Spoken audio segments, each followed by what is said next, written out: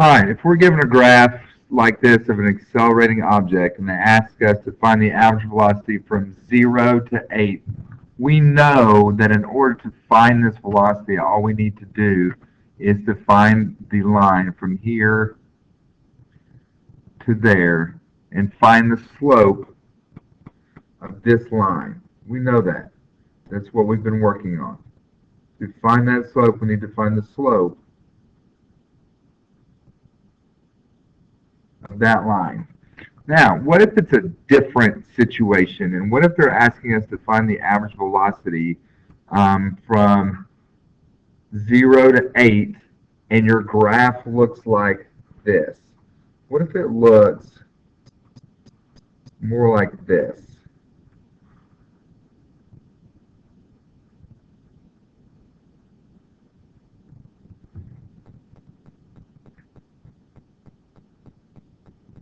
And they want you to find the average velocity from 0 to 8. Well, we would simply do it the same way. We would simply take and find the line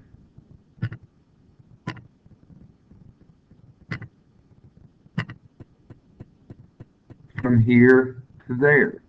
We would find that average velocity. So in order to find those average velocities, to find that average velocity from 0 to 8 in this situation, we would still do it the same way we've always done it. We would find the velocity. And get my pen up.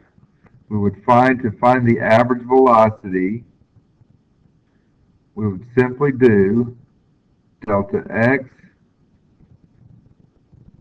over delta t. So in this case, we would have 0 and 5, the point 0, 5, 0, 0, and up here we would have 8 and 20. So come down here, you have to excuse me on my, not so good with this pen yet. I would simply take 20 minus 0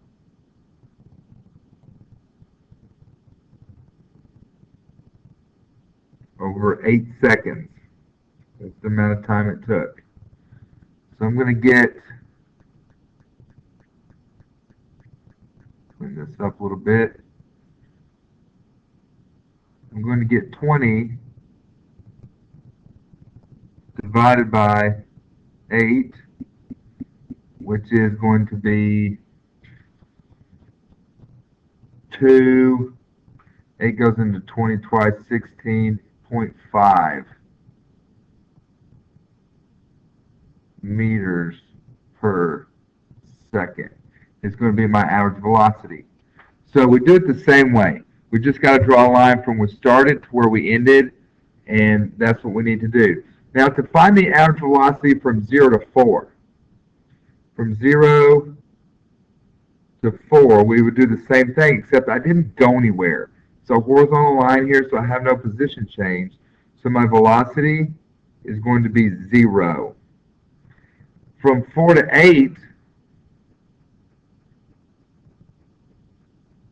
I had a time of 4 seconds. So we're still going to do delta x over t equals v. And my change in position here is still that 20.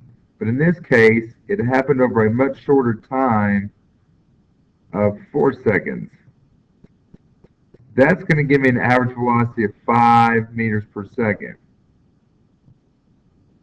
If I add those two together into a simple average,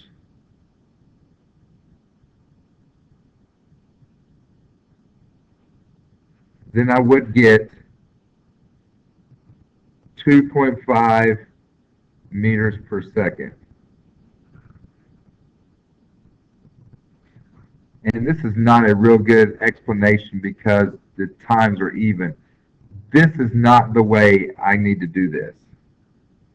This is not the way to get this one done. Okay? If I had a time, let's go to another one. Let's say my graph looked like this, and I was going from 0 to 2 and then 2 to 8, like that. And I wanted to know the average velocity for that time interval there, from here to there. That would not be the same, because from 2 seconds, here my average velocity would be 0.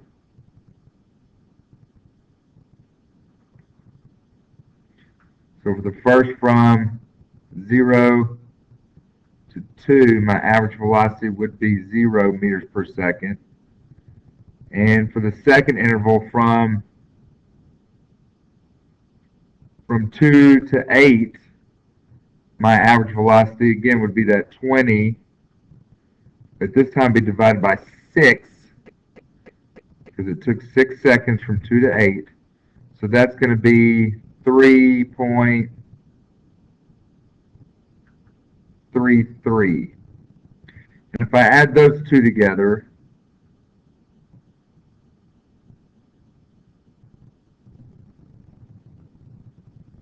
and divide those two, I can see that I'm going to get way less than 2, which is not the actual average velocity. If I was going to draw a motion map for this motion right here, I need to remember that for the first 2 seconds, I'm not moving, but I am in position 0. So I need to draw a dot and a dot. Those are not moving. And then for the next time segment, I begin moving, okay, and I have a constant velocity.